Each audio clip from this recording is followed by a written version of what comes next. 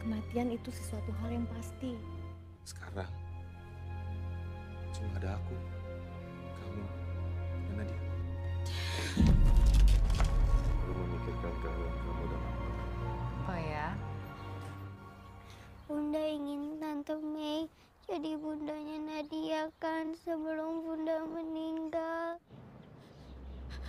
Aku lebih memilih hidup berdua saja dengan Nadia.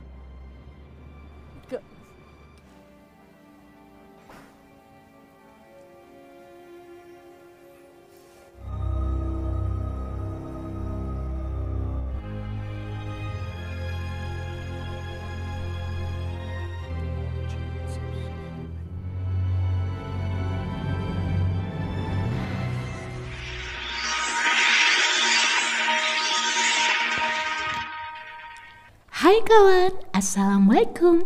Di video Maniac Movie kali ini, aku akan menceritakan alur sebuah film tentang seorang istri yang berbesar hati merelakan suaminya untuk menikah dengan wanita lain karena sang istri mengidap penyakit parah dan tidak memiliki kemungkinan untuk bertahan hidup.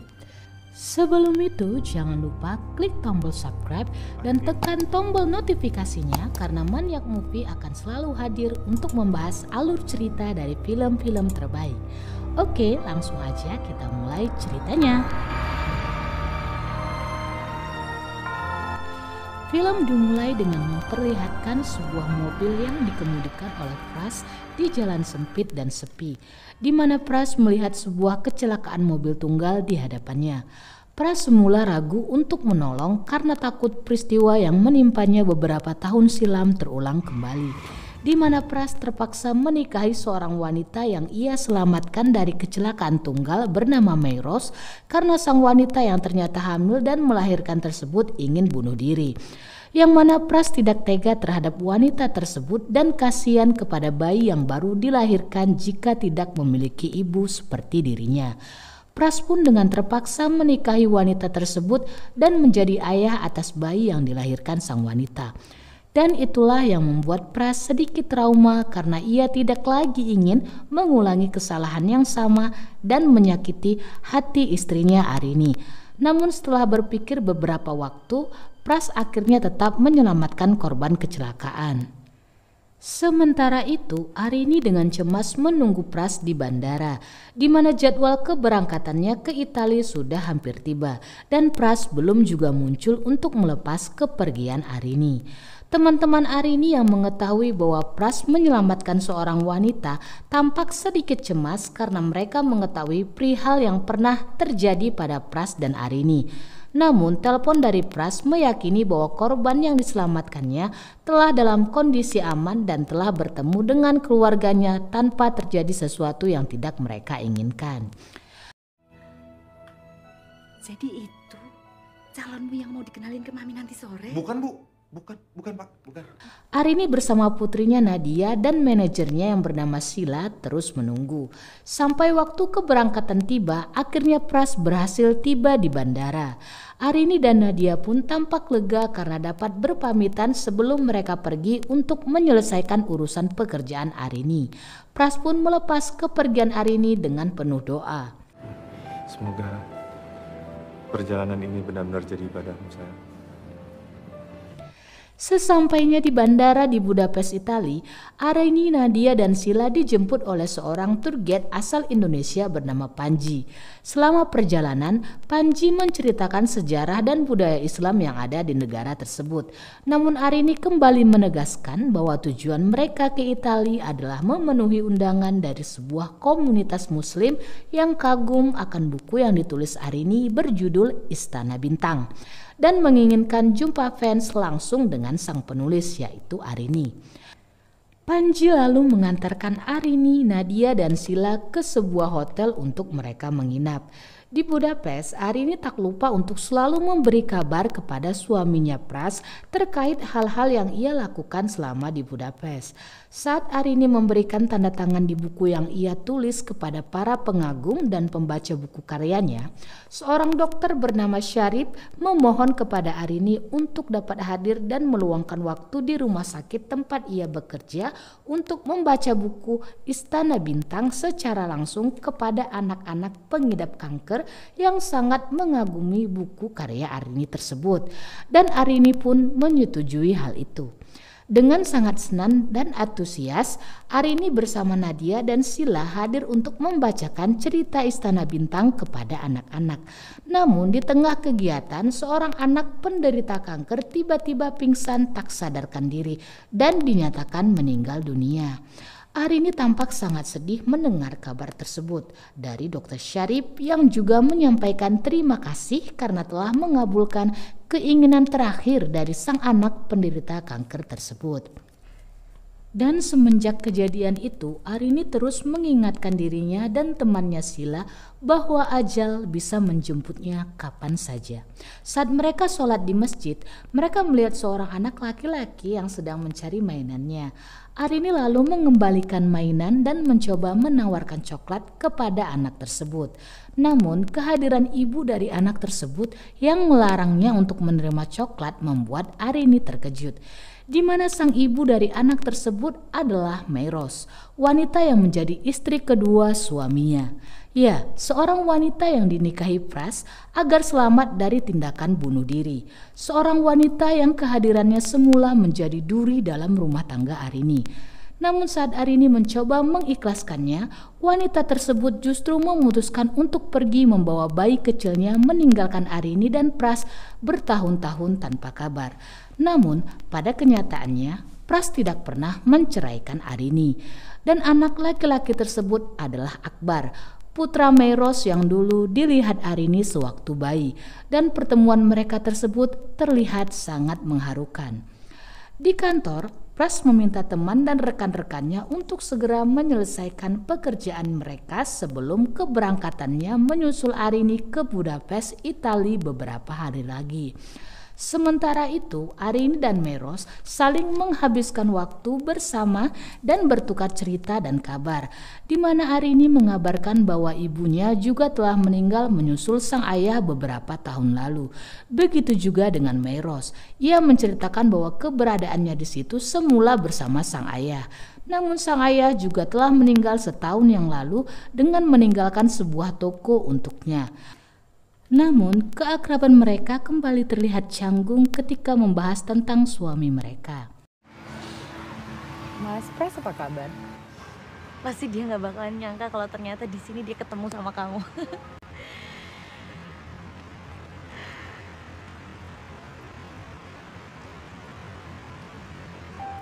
Setelah berpisah dengan Meros dan Akbar, Arini lalu melanjutkan berjalan-jalan dengan Nadia berburu souvenir. Saat itu Arini tiba-tiba terjatuh dan pingsan tak sadarkan diri. Arini pun dibawa ke rumah sakit untuk diperiksa. Dr. Syarif yang menangani Arini lalu mengabarkan bahwa ada kanker stadium 4 yang menyerang otak Arini dan harus segera ditangani dengan cepat. Arini yang tampak telah mengetahui hal tersebut karena sebelumnya ia pernah melakukan operasi kanker rahim, menyadari bahwa itu adalah penyakitnya yang kambuh kembali dan telah menyebar sampai ke otaknya. Lantas meminta Dr. Syarif untuk merahasiakannya dari semua orang. Arini memutuskan untuk tidak melakukan perawatan karena ia tahu bahwa semua itu sudah terlambat. Nadia diam-diam mendengarkan hal tersebut tampak sangat sedih. Ia lalu mendatangi ibunya sambil menangis dan berpura-pura bahwa ia tidak mengetahui hal itu. Begitu juga Arini, ia berpura-pura bahwa tidak terjadi apa-apa pada dirinya. Namun Nadia yang menjumpai Dr. Syarif menanyakan beberapa hal tentang sang ibu. Ia juga menanyakan tentang apa yang seharusnya ia lakukan jika benar Arini akan segera meninggal. Dr. Syarif pun mengatakan bahwa Nadia harus menuruti dan mengabulkan keinginan ibunya jika ingin ibunya bahagia. Di sisi lain, Dr. Syarif ternyata punya hubungan spesial dengan Meros, di mana Dr. Syarif telah berulang kali ingin menyatakan perasaan cintanya pada Meros dan kali ini ia kembali mengutarakan keinginannya untuk menikahi Meros. Namun Meros yang telah menceritakan bahwa dirinya masih terikat dengan masa lalu dan masih berstatus istri dari seorang pria, meminta waktu kepada Dr. Syarif untuk menyelesaikan urusan hubungannya terlebih dahulu. Sementara itu, keinginan terakhir Arini sebelum ia pergi adalah menjadikan Meros ibu bagi Nadia dan istri bagi Pras, sehingga Nadia tidak kehilangan sosok ibu dan Pras tetap bersama seseorang yang mencintainya dan dicintainya. Keinginan itulah yang ingin dikabulkan Nadia.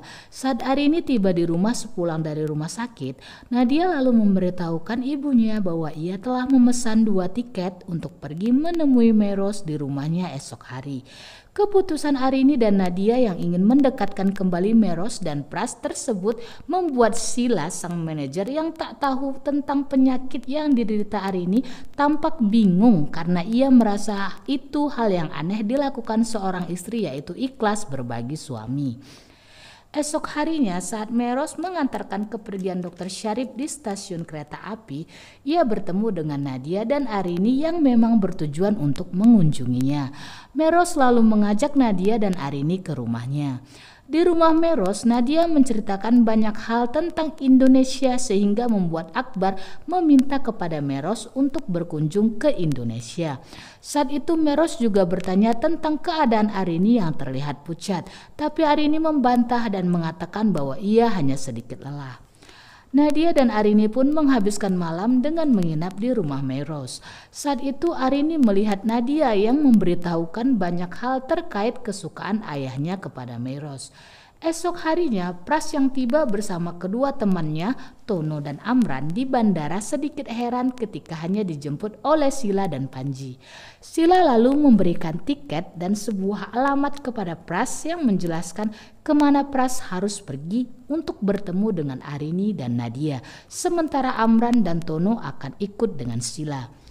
Di rumah Meros, Arini melihat Nadia yang tampak sedikit memaksa Akbar untuk memanggil Pras dengan sebutan ayah, bukan om seperti yang Akbar ucapkan. Melihat hal itu, Arini lantas bertanya kepada Nadia. Nadia yang menceritakan bahwa ia tahu sang ibu akan segera pergi karena penyakit yang dideritanya, menjelaskan bahwa ia ingin mengabulkan keinginan ibunya. Arini pun tampak sedih mendengar bahwa Nadia mengetahui tentang penyakitnya. Sementara itu, Pras rupanya telah sampai. Setelah berpelukan dan melepaskan rindunya terhadap Arini dan Nadia, Arini pun mengajak Pras untuk masuk ke dalam rumah Meros. Di dalam rumah, Pras dan Meros sama-sama terkejut atas perjumpaan mereka setelah tidak bertemu sekian lama. Bahkan Pras begitu bahagia akhirnya dapat melihat Akbar setelah sekian lama. Sementara itu di sisi lain, Sila, Tono, dan Amran, temannya Pras, merasa heran dan curiga terhadap tindakan Arini yang ingin mempertemukan dan menyatukan Pras dan Meros. Saat makan malam, Nadia mengajak ayah dan bundanya untuk menginap di rumah Meros yang semula sedikit membuat Arini, Pras, dan Meros tampak canggung. Namun Meros akhirnya mengizinkannya. Malam harinya saat semua sedang tidur, Meros yang merasa curiga dengan suara berisik di dapur melihat Pras yang sedang menyiapkan makanan karena ia sedang lapar. Meros lalu mengambil inisiatif untuk langsung mengambil alih menyiapkan makanan untuk Pras. Meros dan Pras terlihat begitu akrab dan romantis seperti tak pernah ada jarak di antara mereka.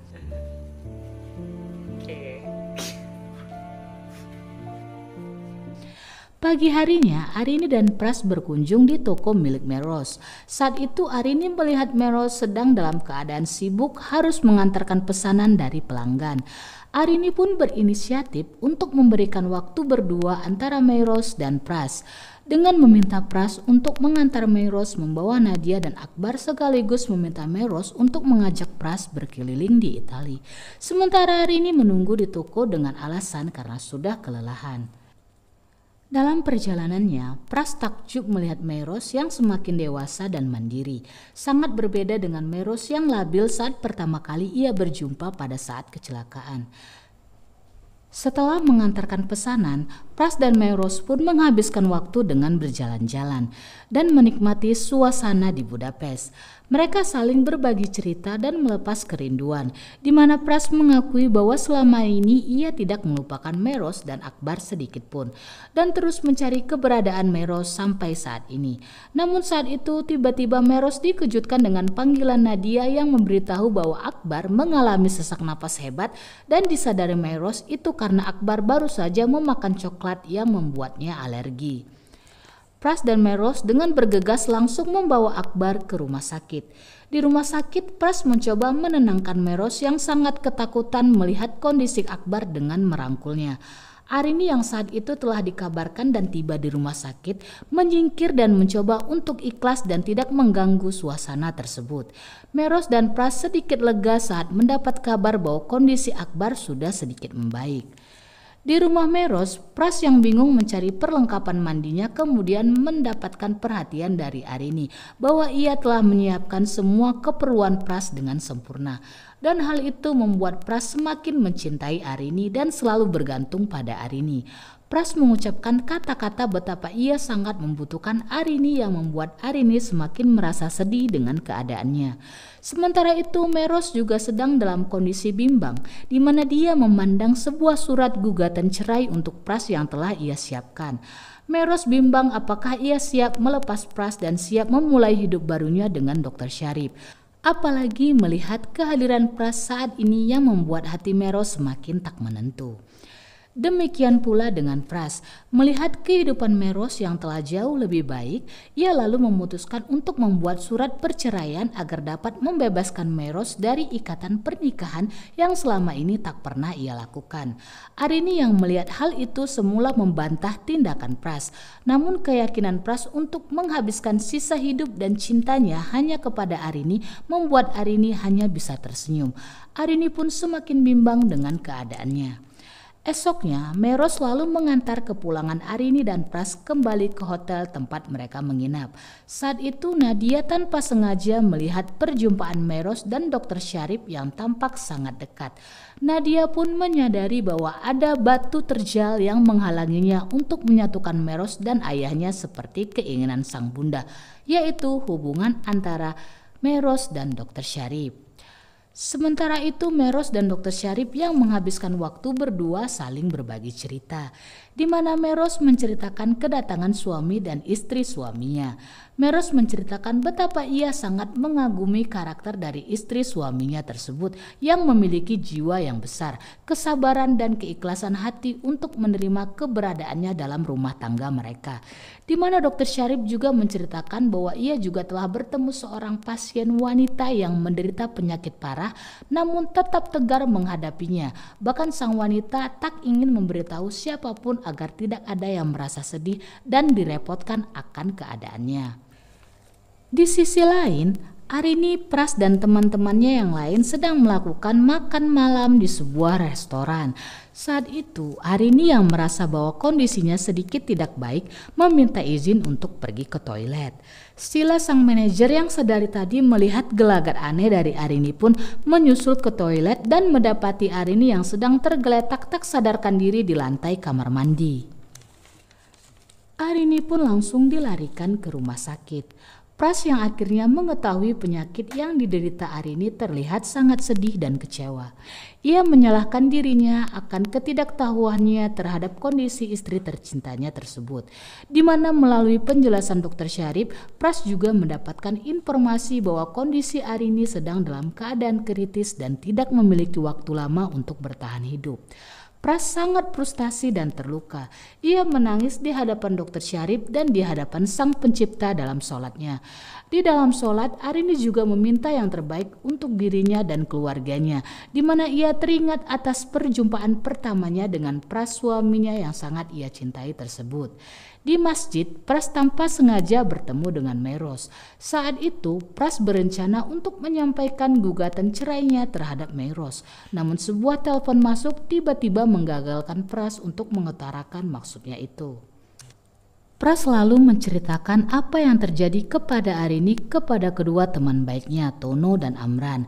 Ia menjabarkan keinginan Arini untuk tidak melanjutkan perawatan intensif dan meminta untuk tetap menetap di Budapest dan menghabiskan sisa waktunya di negara tersebut. Setelah kondisinya sedikit membaik, Arini dan Pras berjalan-jalan sembari menghirup udara segar. Arini lalu mengutarakan maksud hatinya untuk menjadikan Meros sebagai ibu dari Nadia dan istri yang mempersiapkan segala kebutuhan Pras saat ia tidak ada nanti. Semula Pras menolak, namun Arini meyakinkan bahwa itu adalah keinginan terakhirnya. Ia yakin Meros adalah wanita yang tepat untuk menjadi ibu Nadia menggantikan dirinya. Demi aku, demi Nadia, demi Nadia. Kamu tidak akan pernah tergantikan, Rin. Di sisi lain, Meros yang telah bertanya dengan seorang ustadz terkait kondisi rumah tangganya akhirnya memantapkan diri untuk menerima lamaran Dr. Syarif. Saat Meros pulang ke rumah, ia terkejut mendapati keberadaan Arini dan Pras di rumahnya. Saat itu Arini yang ingin mengutarakan maksud dan keinginannya terhadap Meros dikejutkan dengan kedatangan Dr. Syarif. Saat itu Meros dan Dr. Syarif akhirnya saling mengetahui bahwa sosok wanita yang pernah mereka ceritakan selama ini adalah orang yang sama, yaitu Arini. Sosok wanita yang rela berbagi suami dengan Meros dan sosok wanita pasien penderita kanker yang tegar menghadapi kondisinya. Melihat kehadiran Dr. Syarif dan kedekatannya dengan Akbar membuat Arini menyadari bahwa kehadiran dan keinginannya sudah terlambat. Ia lalu bergegas pamit setelah sebelumnya meminta maaf atas kehadirannya yang mengganggu. Setelah kepergian Arini dan Pras, Meros tak berhenti termenung. Ia gelisah, sedih dan berduka atas kondisi yang menimpa Arini. Dengan penuh harap ia meminta Dr. Syarif untuk menyelamatkan nyawa Arini. Namun Dr. Syarif hanya bisa menjanjikan bahwa ia akan terus mengusahakan yang terbaik untuk Arini. Dalam perjalanan pulang, kondisi Arini semakin memburuk. Ia kembali tak sadarkan diri dan dibawa ke rumah sakit. Meros yang telah mendapat kabar langsung bergegas ke rumah sakit. Ia lalu mencoba menenangkan Nadia dan Pras yang saat itu duduk sendirian sembari menatap foto Arini. Di dalam ruang perawatan, Nadia dengan tegar menemani bundanya. Sementara itu, Sila, Tono, dan Amran hanya bisa memperhatikan melalui kaca dari luar ruangan. Meros yang telah berada di dalam ruangan bersama dengan Pras dan Dr. Syarif mencoba untuk memberikan semangat kepada Arini. Arini lalu berusaha mengucapkan sebuah kata yang membuat Meros meneteskan air mata. Dengan Pras, Arini lalu meminta dipimpin dalam sholat berjamaah. Pras, Meros, Nadia, dan Arini lalu melaksanakan sholat dengan kusuk di ruang perawatan. Dalam kondisi yang sangat lemah, Arini tetap teguh untuk melaksanakan sholat. Bersamaan dengan segala kenangan suka dan duka yang telah ia lewati bersama Pras dan Meros, serta dengan berserah diri kepada Sang Penciptanya, Arini akhirnya menghembuskan nafas terakhirnya dalam sholatnya. Tangis haru pun pecah dari orang-orang tercinta mengiringi kepergian Arini.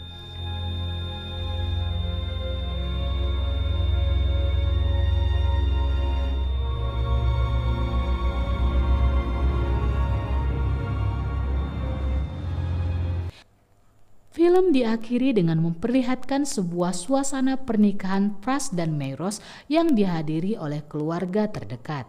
Tampaknya orang-orang yang menyayangi Arini ingin mengabulkan keinginan terakhir Arini untuk mempersatukan Pras dan Meros. Bahkan Nadia sangat berterima kasih terhadap Dr. Syarif yang mengikhlaskan Meros untuk menjadi ibunya. Dengan menyerahkan sebuah buku catatan milik Arini yang berisi rahasia tentang Pras, Meros berjanji akan mempelajarinya dan berusaha menjadi istri dan ibu yang baik untuk Akbar dan Nadia. Dan demikianlah alur cerita dari film Surga yang Tak Dirindukan season kedua, di mana film ini mengajarkan kita untuk menjadi pribadi yang tangguh dan ikhlas dalam menerima segala ketentuan Sang Pencipta. Terima kasih karena kawan-kawan telah menyaksikan video ini. Sampai jumpa di video-video Maniak Movie lainnya. Bye-bye.